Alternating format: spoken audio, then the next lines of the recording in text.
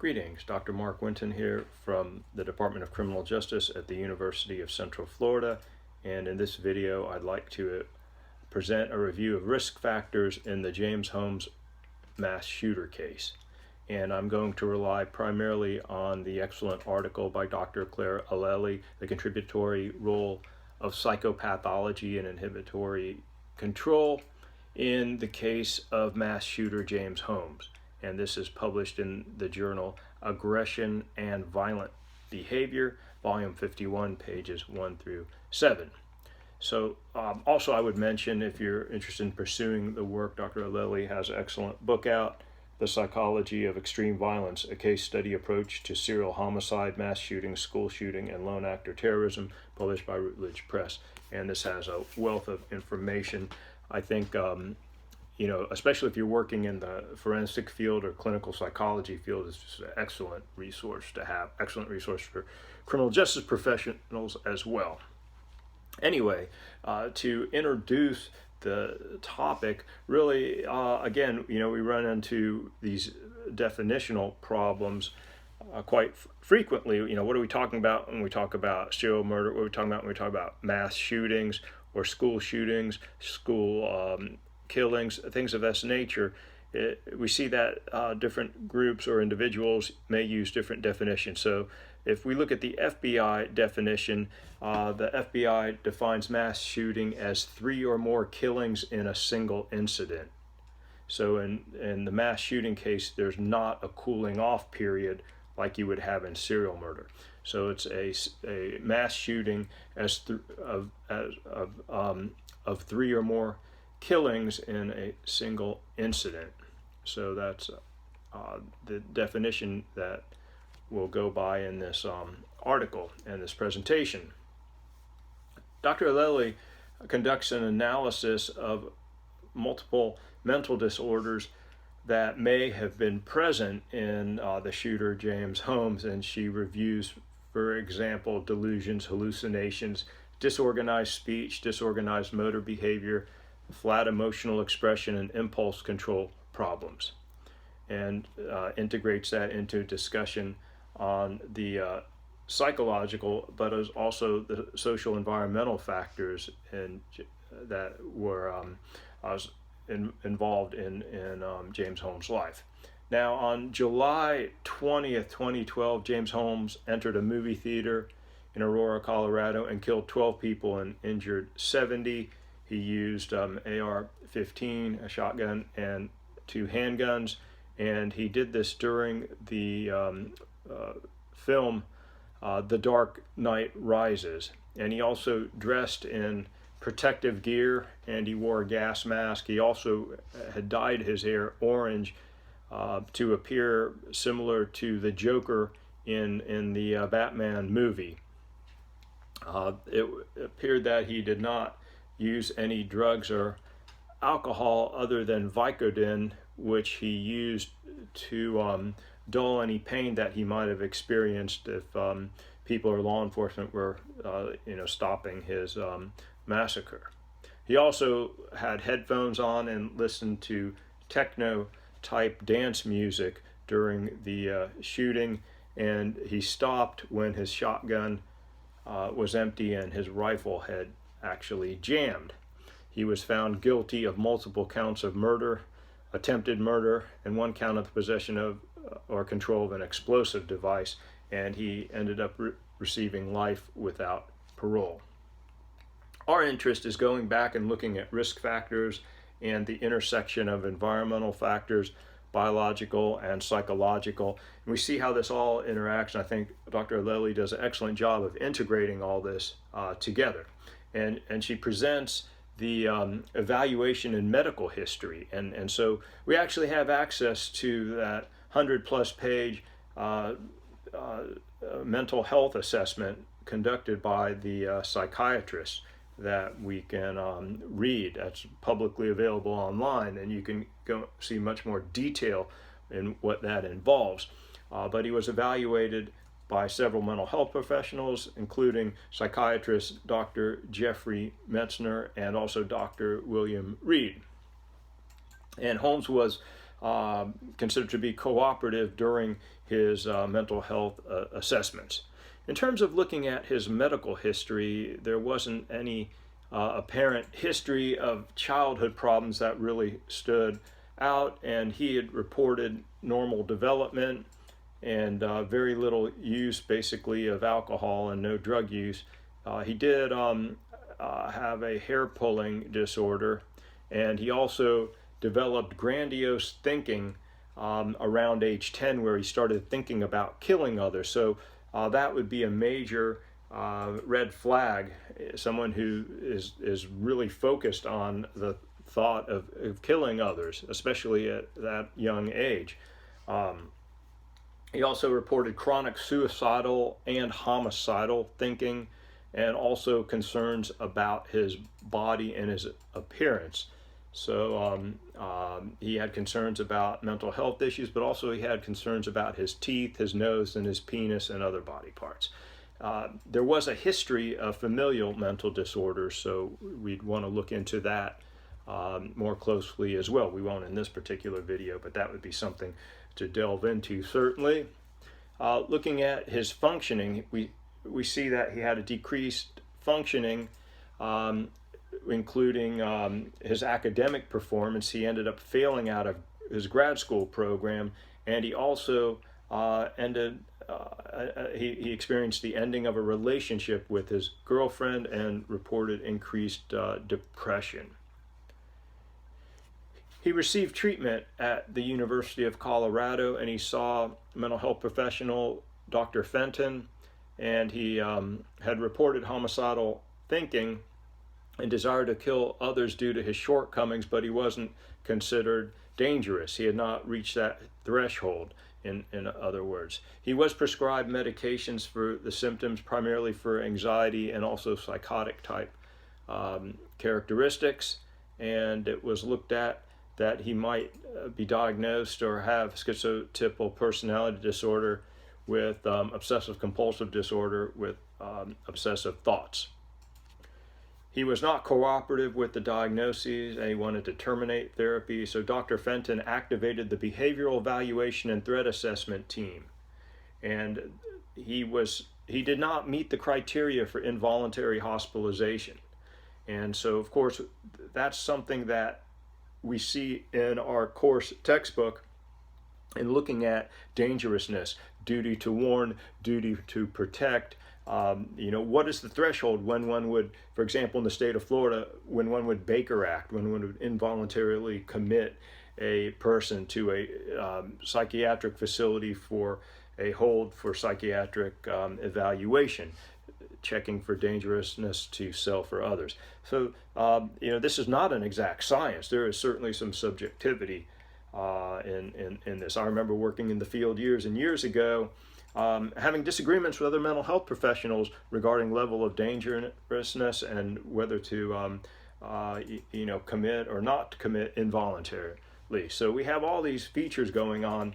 If you're taking this course and in law enforcement or going into law enforcement, this is something you're going to have to deal with and understand and check the policies and go through training to figure out, when do you involuntarily commit someone? When do you bring someone to a psychiatric facility versus when you try to resolve the problem on the scene, or in some cases if a law has been broken, you might make an arrest. And so this is very complex. I wish there was I could say, yes, if these 5 things are clear, then you do this. If not, you don't, and you don't have to worry. But you do have to worry because people are able to fool us all the time.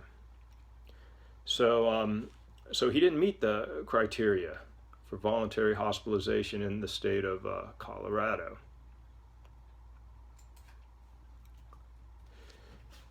Sanity evaluations were conducted by Dr. Metzner and Dr. Reed and 2 other mental health professionals. And what they're primarily looking at here is sanity, competency, and mitigating factors, all related to his crime.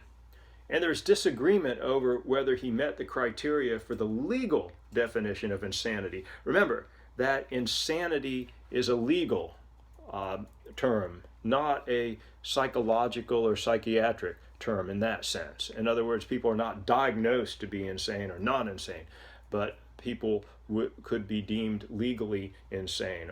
And so it's really there's a legal definition that we would look at that's used in the court system. They did not agree he had a serious and chronic set of mental disorders. I'm sorry. They did agree. They did agree that he had serious and chronic mental disorders on the schizophrenic spectrum. So which is not unusual for mental health professionals to reach similar conclusions in general, but have some disagreements on the specifics.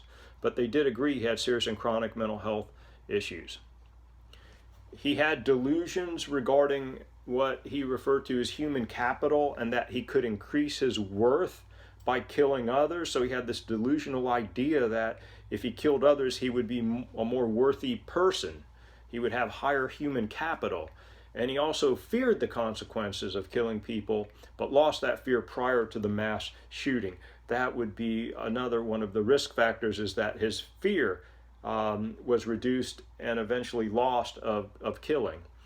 And he purchased those weapons legally, if one wanted to know how that occurred. And that's a whole nother discussion, red flag laws and the like, and weapons. But that's something to be familiar with. When a person should should not be allowed to have any type of weapons, like any type of handgun or rifle or whatever.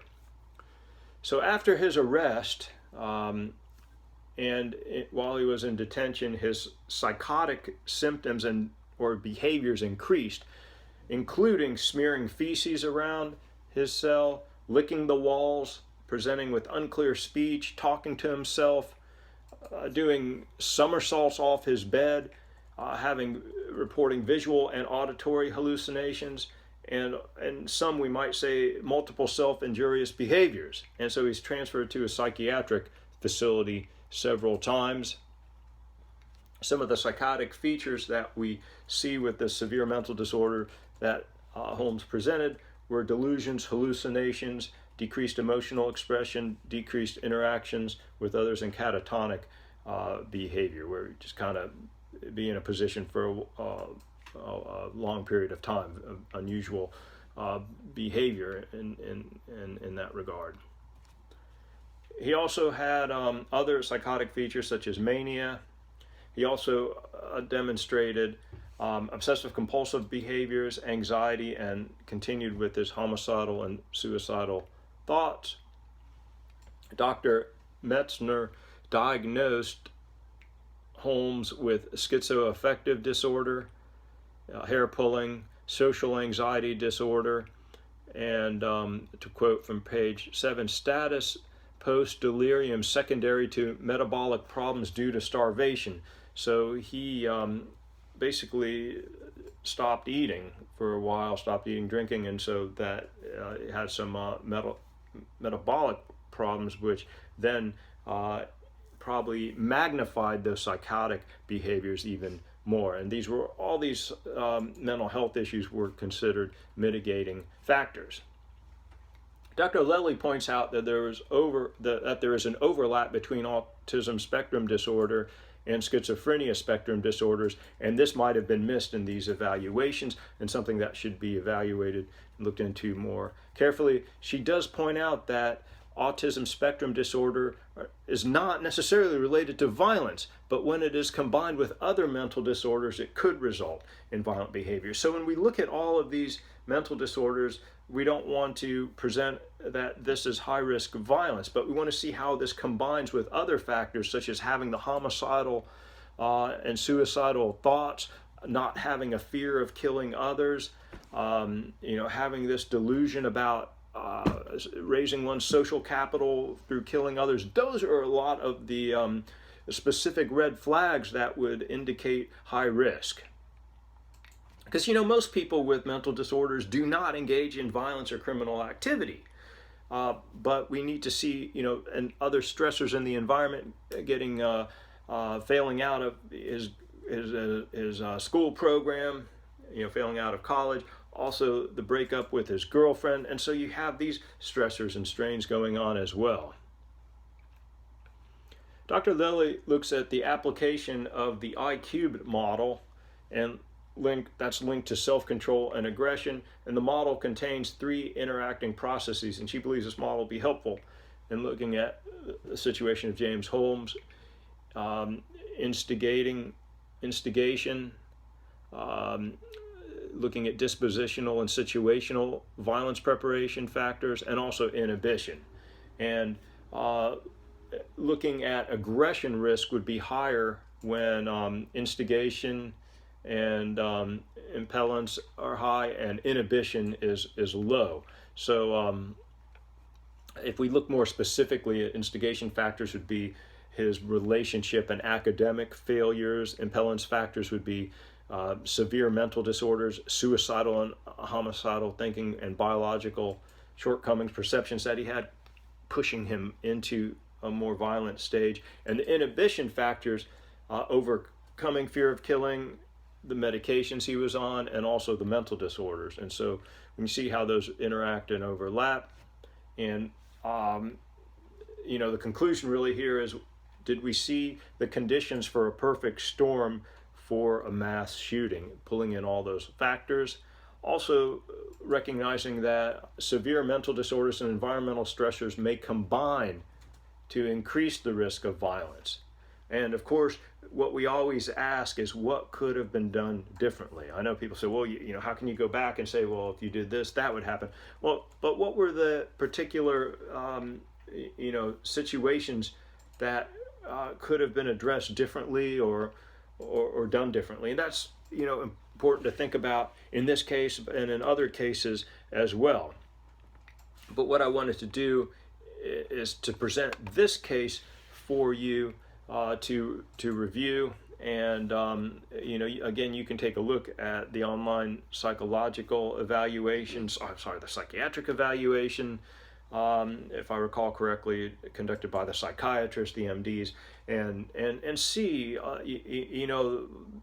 some of the statements that James Holmes made, and also how that translated into certain characteristics of specific mental disorders and led to a diagnosis and so forth. So I think we're getting a lot more data and information, but we still have a long way to go. And really, I think pulling together the science from neurology, psychology, and sociology, and criminal justice, is very important and helpful to do. And this wraps up this video. Thank you.